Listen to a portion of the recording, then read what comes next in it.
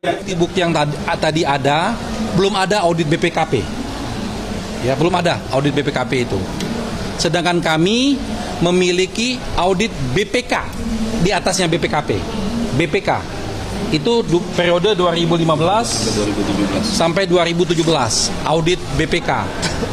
Ya, artinya dalam periode Pak Tom menjabat sudah diaudit oleh BPK dan tidak diketemukan kerugian negara. Lalu yang kedua, setiap kebijakan-kebijakannya tadi ditegaskan oleh Pak Tom bahwa dia laporkan kepada Presiden pada waktu itu.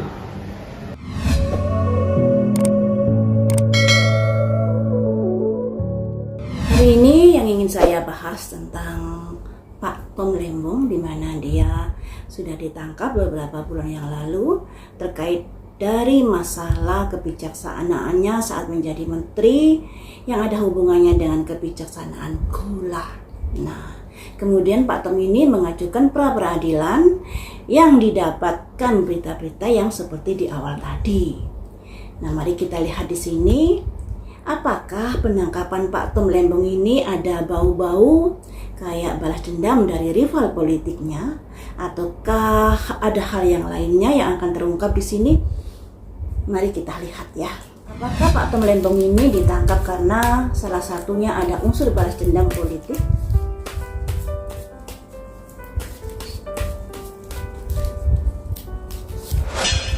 Ada reward kedudukan, ada kaitannya dengan jabatan, kedudukan. Nah, kedudukan ini tentunya ada unsur bau-bau politik kalau begitu ya. Ada kekuasaan di sini. Apa tujuannya untuk menangkap Pak Tom Lembong ini? Tujuannya untuk melepaskan atau untuk mengumumkan, merilis terkait dari apa kebijaksanaan yang sudah dijalankan di kala itu. Dari keterangan di pengacaranya Pak Tom Lembong yang ada di video di awal tadi mengatakan bahwa laporannya Pak Tom Lembong kala itu sudah diaudit dan tidak ditemukan adanya kerugian negara yang disebabkan karena kebijaksanaannya. Lantas mengapa sampai ditahan? Nah, kenapa? Karena apa? Kenapa? Karena apa? Ada discovery, ada penemuan-penemuan. Penemuan-penemuan ini terkait apakah? Terkait semangat dukungan. Nah, ada simbol orang tua dan anak muda. Anak muda ini semangat memberikan dukungan pada orang tua ini. Apakah karena beda pilihan dalam Pilpres kemarin? Joy, pesta. Ini ada kaitannya dengan pesta Pilpres kemarin ternyata. Jadi teman-teman, salah satu sebab kenapa Pak Tom Lembong ditangkap itu memang karena ada kaitannya balas dendam politik di sini. Kemudian dicari-carilah untuk bisa menangkap Pak Tom Lembong ini, kesalahan-kesalahan Pak Tom Lembong ini. Nah, tentunya Pak Tom Lembong ini harus bisa membuktikan apa yang dituduhkan mereka itu terbukti atau tidak. Nah, kalau sudah dia mengajukan pra peradilan, berarti dia menyangkal semua tudingan-tudingan yang sudah ditujukan kepadanya, ya toh? Salah satunya ternyata ada unsur ini, kursi, kekuasaan. Ada salah satunya ini, dan ada hubungannya dengan pesta Pilpres. Apakah dari berseberangan dalam mendukung yang pada akhirnya terjadi hal sedemikian rupa ini? Kalau di sini ada kaitannya juga terkait beda dukungan. Apakah begitu? Coba kita lihat kartunya ya. Apakah begitu? Baik, yakin. Ternyata dikuatkan dengan kartu yang ini, yakin. Padahal di beberapa kartu ini sudah ada kode-kode, ada hubungannya dengan beda pilihan itu tadi terkait dari pesta Pilpres kemarin itu. waktu.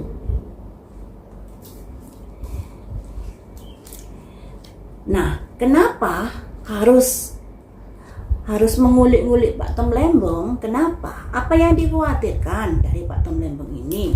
Yang dikhawatirkan adalah disipating. Disipating ini buang-buang waktu. Jadi sebenarnya mereka ini tentunya ada tujuan khusus loh ya.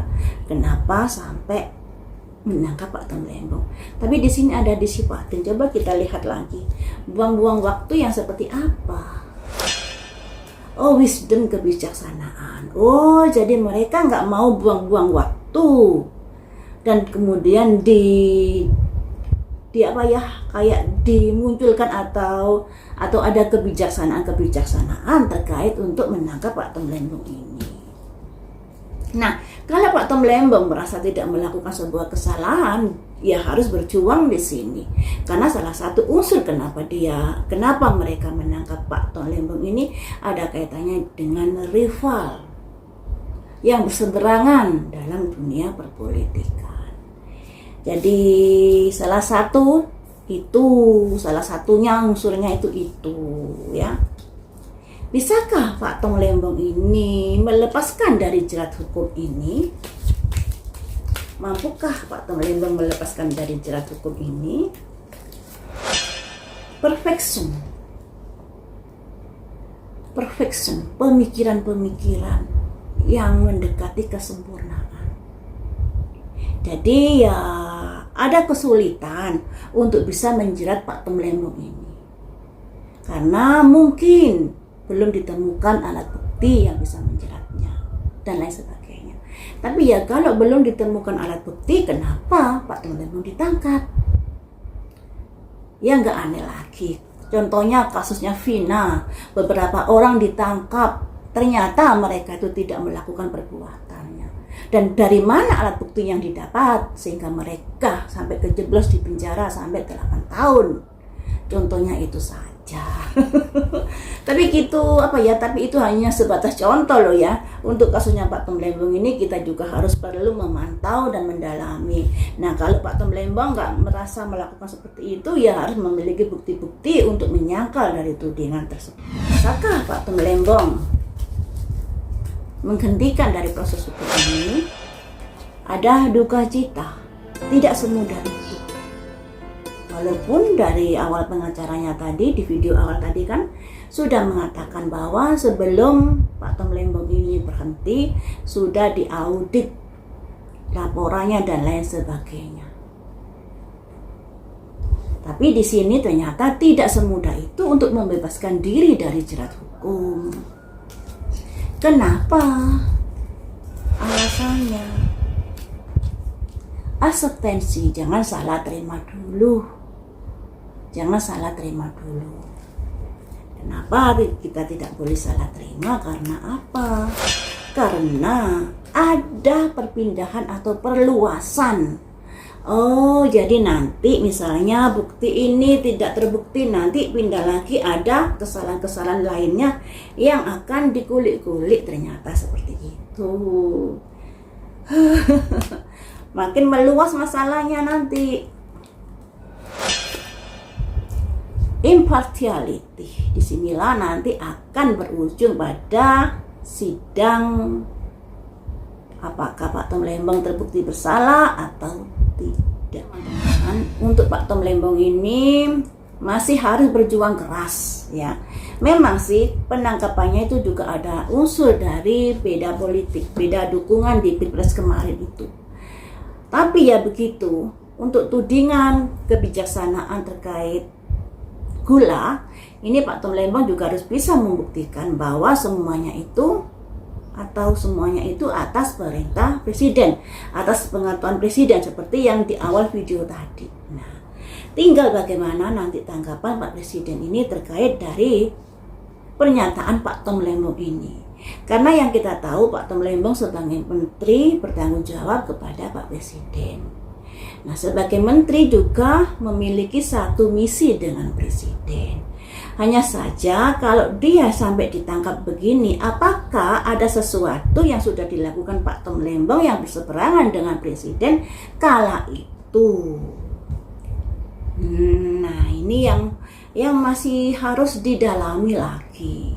Cuman di sini memang penangkapan Pak Tom Lembong ini ada bau-bau unsur kekuasaan, unsur politik yang melatar belakangi. Nah, kenapa dilakukan seperti itu? Ya karena nggak mau buang-buang waktu lagi di sini.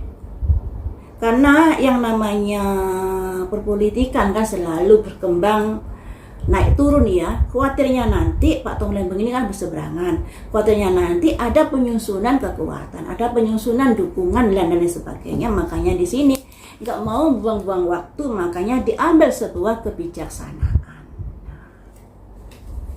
Tapi tidak semudah itu Pak Tom Lembong untuk bisa bebas dari masalah ini. Karena masalahnya ini juga akan menjadi luas nantinya. Jadi tentunya yang sudah menangkap Pak Tom Lembong kan nggak mau dianggap ceroboh dan lain sebagainya ya teman-teman. Pasti ada alasan-alasan yang mendetail. Nah, tentunya dari Pak Tom Lembong ini bisakah nanti atau bisakah menolak dari tudingan-tudingan yang disangkakannya itu? Apakah memiliki bukti dan lain sebagainya? Sebenarnya untuk menangkap seseorang itu harus memiliki 2 alat bukti. Tapi nggak tahu memiliki bukti apa enggak. Konon dari berita belum memiliki 2 alat bukti. Tapi yang nggak tahu lagi saya, karena beritanya seperti itu.